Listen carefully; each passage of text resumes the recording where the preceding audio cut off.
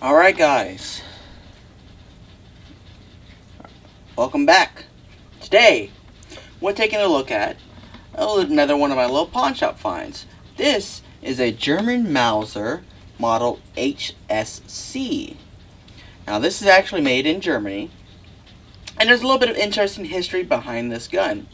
So basically, just before the start of World War II, the Mauser company wanted to get into producing a handgun that was going to be a part of a series. They were going to do a small compact handgun, and that was going to be direct blowback, and a full-size handgun that was going to be a locking gun. And they had a bunch of specifications that they want to do with this. The problem was, at the time, you couldn't produce any weapons in Germany unless you got permission from, well, the German government. Now, this is just before World War II. Now, they weren't allowing commercial production.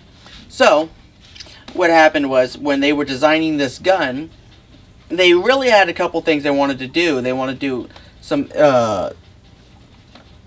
what they really were trying to do is not infringe on the Walther PPK patent. And they had a couple things in it, and they actually ended up getting sued by Walther anyways, and they had to change it to the current model we have now. Well, when the war got started, the only way that they were able to get this gun produced was to essentially make it just for the military, which, you know, Germany towards the middle and end of the war was really hungry for guns. So this gun was really in competition within the German military, alongside the Walther PPK, the Walther P38, the Luger, and a couple other handguns as well. But this was adopted. It was used relatively scarcely compared to some of the other guns. I believe they were used mostly by the German Navy, and some of the German air divisions carried these as well, and they were originally chambered in .32 ACP. So anyways, all good, used in the war. There are some really nice examples of these out there that have iron eagles and swastikas on them. Super, super collectible and hard to find and expensive. But after the war ended, and Mauser was finally able to kind of, start commercial production, that's what they started doing. They started producing this gun commercially, and they started offering it in a couple other loadings, one of them being 380 ACP or 9mm Kurz, like this one is. And if you look, it's labeled 9mm Kurz. Sorry about that. I seem to have ran out of memory on my card. I had to clear some space. So anyways, so these were used in the German military by a few different divisions.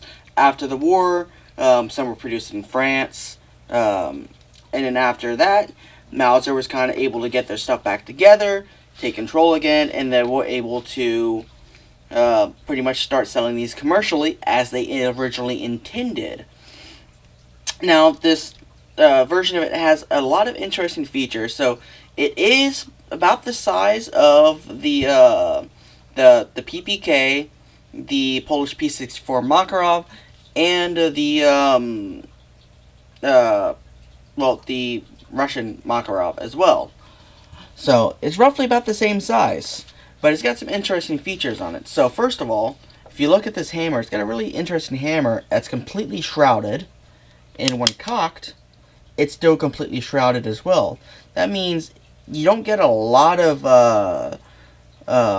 chance for dirt and stuff to get in there.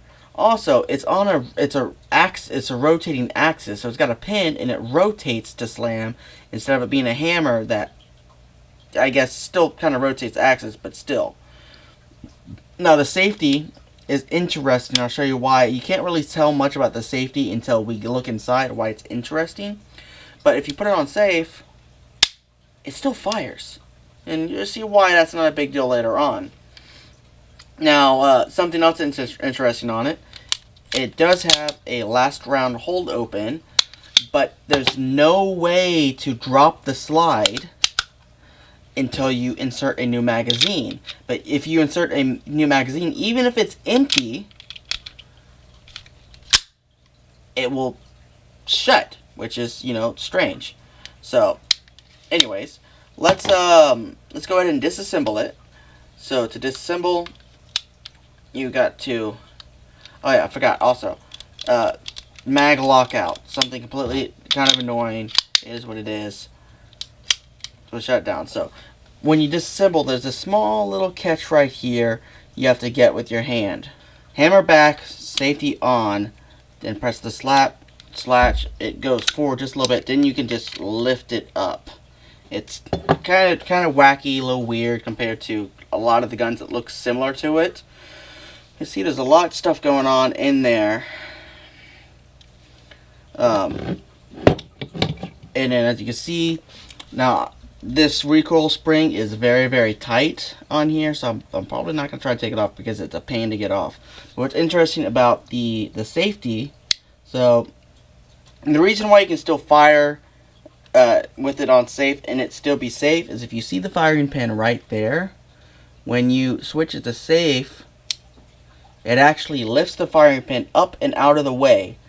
And once it's up and out of the way, not only is it no longer in a spot where the hammer can hit it, but it's also shrouded as well.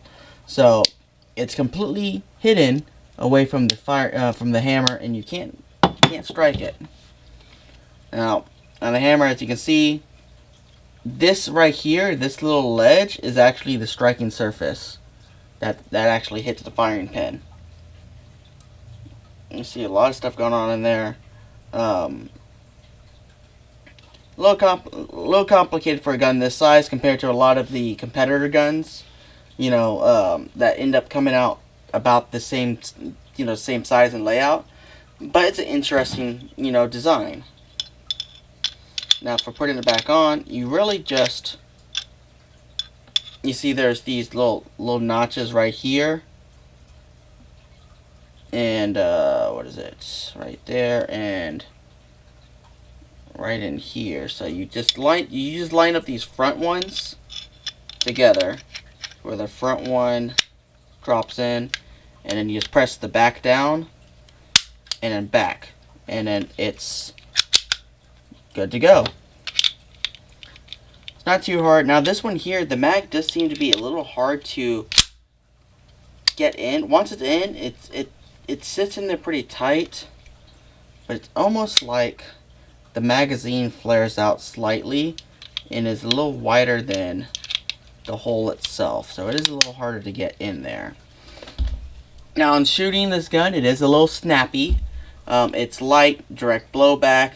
380 is, this is an all-steel gun, but 380 is still a little hot for something this size. You do have this nice dovetail on beaver tail on here that you fit in there. The hammer cannot come back to strike you, so you don't have to worry about getting, hammer bite or anything like that. And then, of course, with how tall this is, you're well clear of having to worry about slide bite as well. So, that the whole mag thing is a little weird. You see here on the top, we got a nice deep flat groove up top with just a milled in blade sight up there, and then we do have a dovetailed rear sight, but this very basic combat sights. Guns like this were never meant to be shot long range. They're meant to be shot pretty up close and personal. Now on this one here, you can see it was distributed by Interstate Arms in Alexandria, Virginia. That's the importer of it. I want to find out exactly when this gun was imported, although I don't think Interstate Arms is in business anymore. Now we do got a neat little, compass rose on there, and then we do got the original Mauser stamp on there, made in Germany, stuff like that. Pretty cool. It's got the serial number on here on the fin and stuff like that. The wartime guns, it had markings all over them. stuff like that. But these guns are still fairly collectible. They only made them up until about the 70s, and then they quit production. This one here, I'm still trying to figure out a way to exactly date it. From what I can tell, it's a 60s or it's a 70s production, so right towards the end based on the serial number. But it's still not a whole lot of documentation on these to really date it. That's one of the reasons why I like surplus guns, a lot, because generally there's really good documentation on those guns, and it's really easy to date them. So, you know, you can really figure out the history on those guns, as opposed to something like this here, which is a commercial production gun that was used in wartime, but then was produced commercially afterwards. So, you know, interesting little gun. It's going to stay in my collection. I'm probably not going to shoot it a whole lot. I don't stock 380 too much. The only other gun that I have that will run 380 is my Polish Makarov. So, 380, probably not going to be in there too much. I do keep a little on hand though. But very nice, very neat little gun, a little snappy. Let's see about ghosting the trigger here. See what we can figure out. Now this is a single double action gun, so let's start with the double action. So it's way forward up here. Good, heavy. You get a little click there. Heavy pull, heavy pull, heavy pull, heavy pull, heavy pull. Kind of gritty. We hit a strong wall there.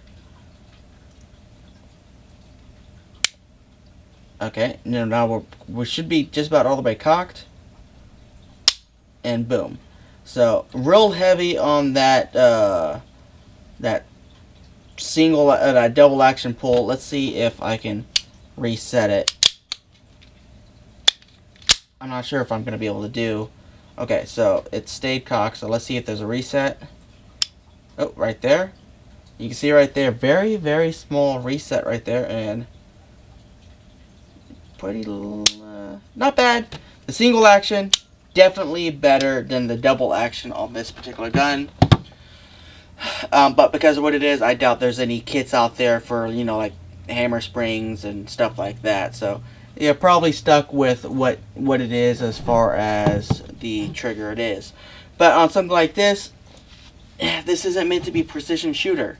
You know, this isn't meant to be a long range shooter. This is meant to be a pocket gun. You pull it out. If you have to, somebody's right up close, you jam it in their gut or something like that, and then, you know, start blasting away. You know, that's how little things like this were really meant to be done. And if you look at all the pictures all throughout, you know, the Cold War and stuff like that, where people are using guns this size, well, let's just say that they're pretty much doing point-blank shooting towards the back of somebody's skull. So, you know, even in military use, these weren't really used as being able to shoot long range. And when I say long range, I mean long range for handguns. I'm going to say, you know, most of the time, if you're in a war situation, you're pulling out your sidearm, you're having a really bad day. But anyways, that is the Mauser HSc, made in Germany. Hope y'all like it. If y'all guys give me a hand, get me a like and a subscribe, and let's get growing and keep finding cool stuff like this in pawn shops so I can share it with y'all guys. And y'all have a good one. See you next time.